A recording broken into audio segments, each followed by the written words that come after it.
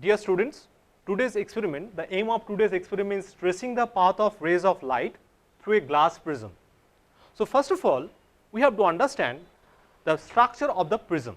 So this is basically a prism, an equilateral prism. This is an equilateral prism. Here you can see in prism there are two surfaces which are triangular in shape.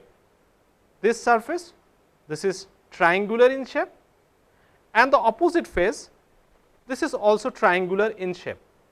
So in that prism there are two triangular surfaces, and this surface, if you just concentrate on this surface, this is rectangular in shape. So in the prism there are two triangular surfaces and three rectangular surfaces. This is one of the rectangular surface, this is one of the rectangular surface, and this is another rectangular surface.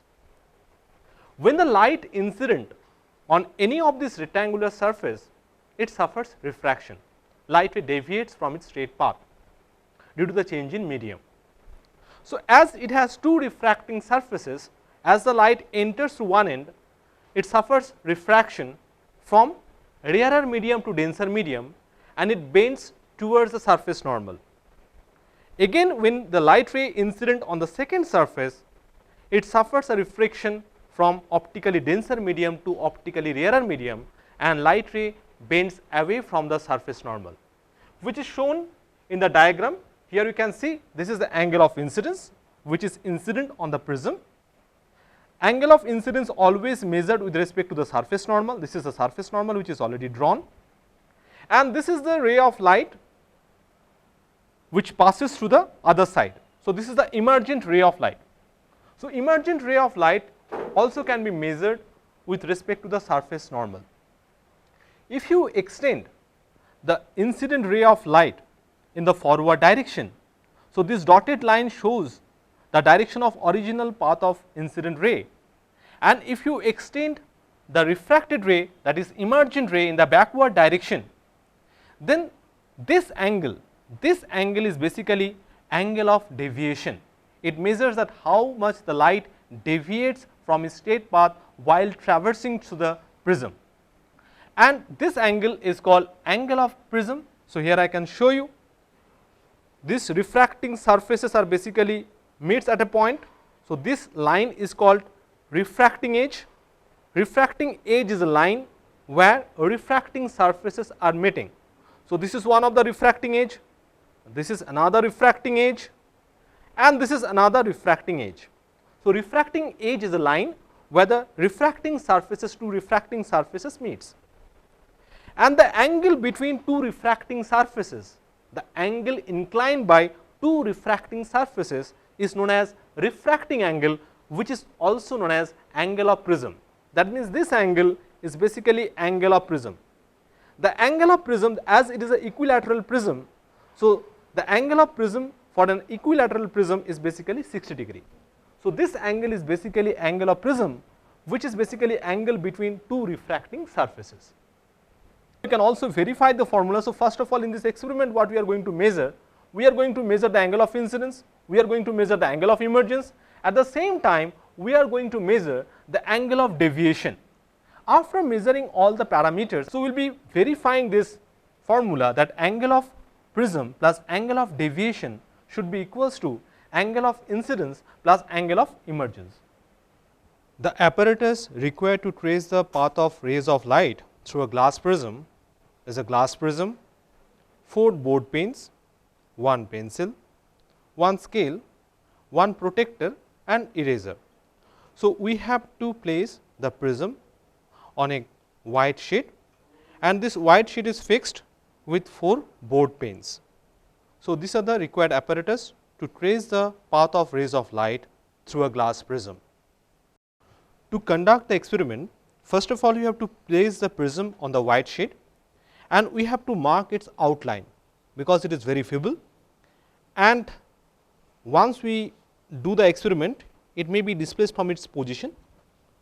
So such that it should not displace from its position, we can simply make the outline of it.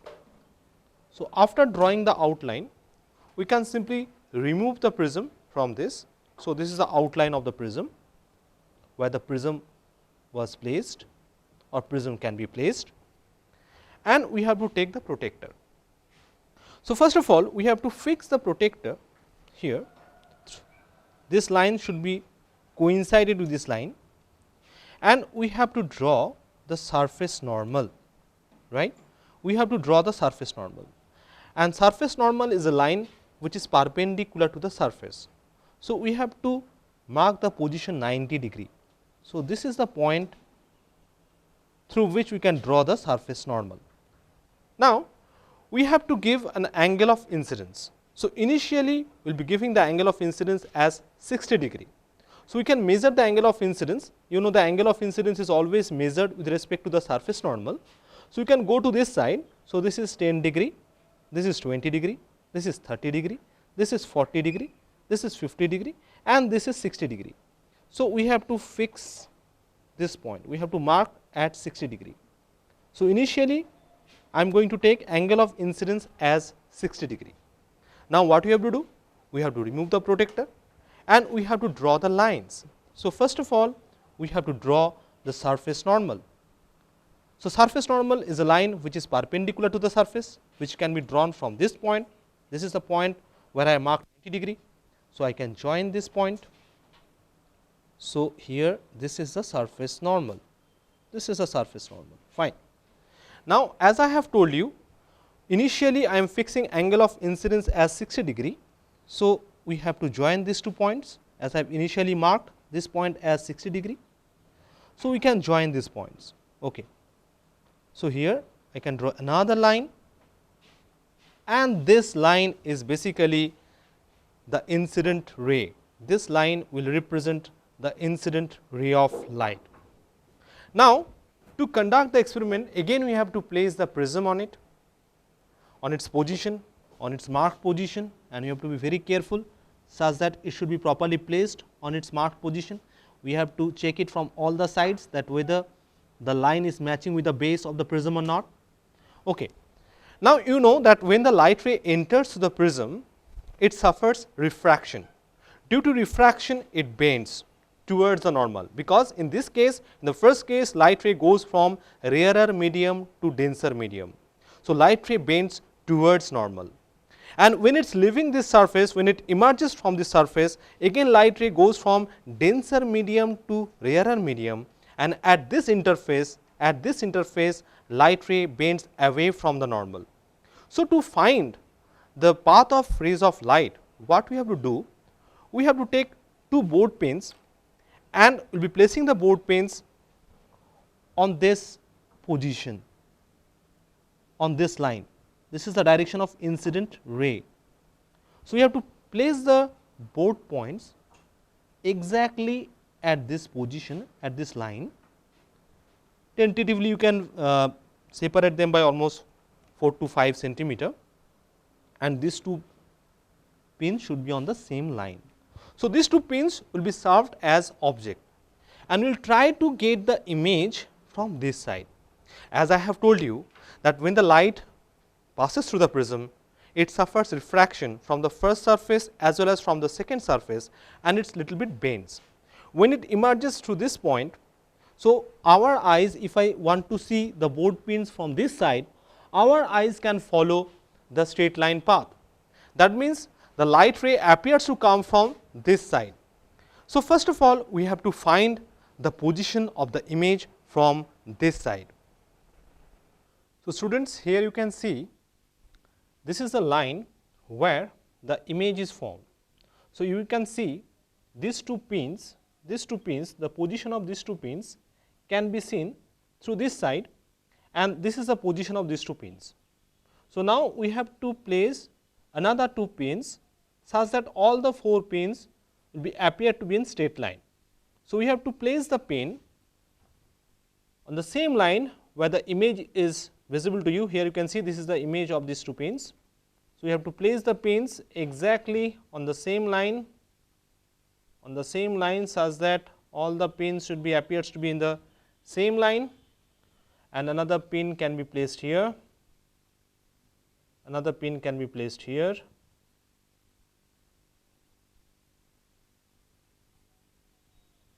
So, now all the 4 pins are appears to be in the same line, on the same line, and now we can remove the prism and these two pins to draw the emergent ray of light.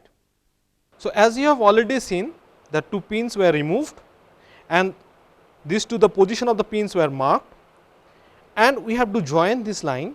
This line represents the refracted ray from this surface, or we can say this is an emergent ray. So, first of all, we have to draw this line as I have already drawn. Now, I have to draw the surface normal. To draw the surface normal, again I have to use the protector. I have to place the line of the protector should be coincide with this, and this line should be incident on that point, exactly incident on that point, and we have to find this angle, simple, this angle.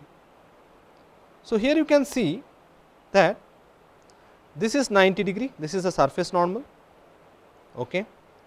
This is 10 degree, this is 20 degree, this is 30 degree, and this is 40 degree. So, one line, two line, one line, two line, three line is short. So, it is basically 37 degree. So, this angle is basically 37 degree, fine. So, angle of emergence is basically 37 degree. So, we can draw the lines now, we can join these 2 points. This is the surface normal. So, we can draw the surface normal first, this is a surface normal.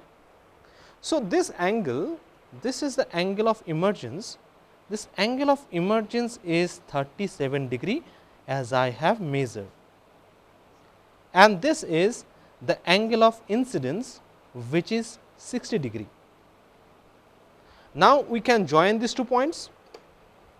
If I join these 2 points, we can also understand that how the light ray passes through the prism.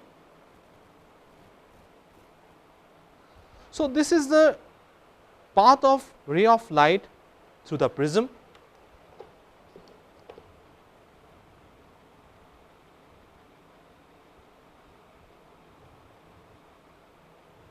So, in this case, this is the angle of incidence and this is the angle of refraction. Okay. So, now I can put the arrow, this is the direction of emergent ray. Now, we have to measure the angle of deviation.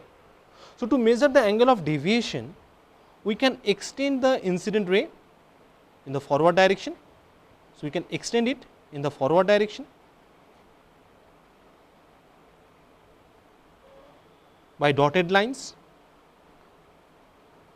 So, this is the original path of incident light ray, and we have to extend this emergent ray in the backward direction by the dotted lines, and this angle is basically the angle of deviation. Now, we can measure the angle of deviation.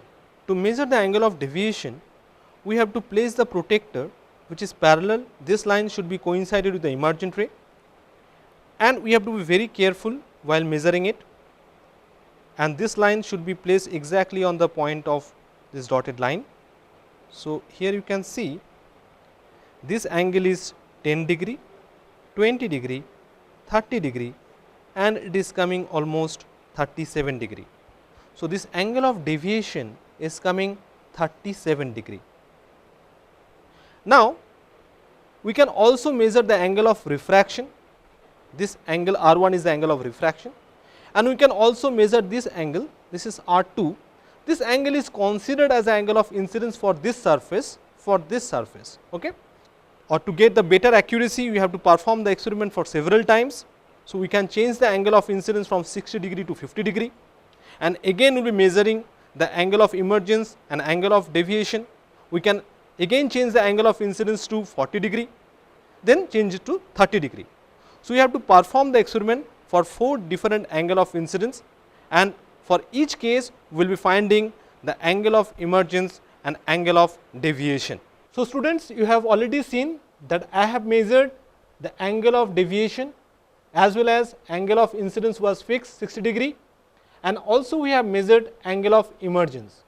Now, we will be verifying this formula that angle of deviation is equals to angle of emergence plus angle of incidence minus angle of prism. So, angle of deviation delta, here angle of incidence is 60 degree, you can see it is 60 degree, plus angle of emergence is 37 degree, and angle of prism is also 60 degree. So, angle delta is coming 37 degree, which is mentioned here. So, angle delta is 37 degree.